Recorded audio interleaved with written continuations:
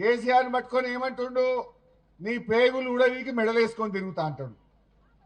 ఏం తప్పు చేసిండు కేసీఆర్? తెలంగాణ తెచ్చుడు తప్ప, రైతు బంధు ఇచ్చుడు తప్ప, కళ్యాణ లక్ష్మి ఇచ్చుడు తప్ప, 2000 పింఛన్ ఇచ్చుడు తప్ప ఏం తప్పు చేసిండు?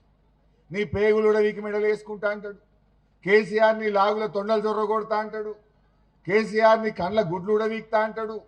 అంటే కేసీఆర్ చేసిన తప్పేంది అని నేను అడుగుతా ఉన్నా. ఇలా నువ్వు ఇట్లా కేసీఆర్ని తిడితే నా అవ్వ కడుపు నిండుతుందా? అరే నీకు బుద్ధి ఉంటే, నీకు చేతన అయితే 4000 పింఛన్ ఇచ్చి నా అవ్వ కడుపు నింపు. కేసీఆర్ను తిట్టుడు కాదు.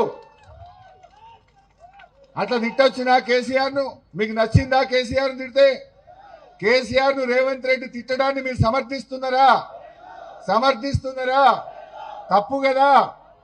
మరి ఆ తప్పు చేసిన రేవంత్ రెడ్డికి, బూతులు మాట్లాడే రేవంత్ రెడ్డికి పోలింగ్ బూత్లో మీ ఓటుతో బుద్ధి చెప్పండి.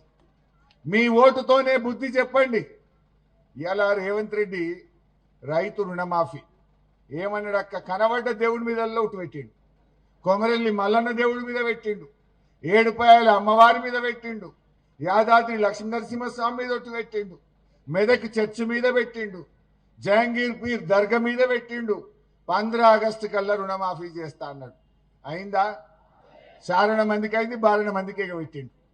దేవుణ్ణే మోసం చేసిన రేవంత్ రెడ్డి మనం చేయడా చెల్లే? బాగా ఆలోచించండి. ఇలా అందుకే